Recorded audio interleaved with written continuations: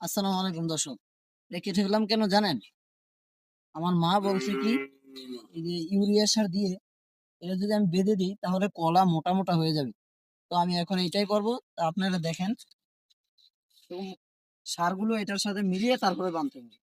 তো এটা এরকম ঢুকাইয়া সারগুলো একেবারে এটার সাথে মিলিয়ে দিতে হবে। সামনে আনো। এটার সাথে মিলিয়ে এরকম ভাবে বেঁধে দিলে কলাগুলো মোটা মোটা হয়ে যাবে। তো আপনাদের যদি কলা গাছ থাকে অবশ্যই এরকম কাজ করবেন, তাহলে দেখবেন যে কলা মোটা মোটা হবে।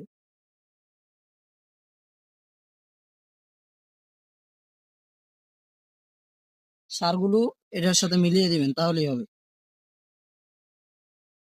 এরকম ভাবে আটকে দিবেন, তাহলে মনে করেন কলাগুলো অনেক মোটা হবে।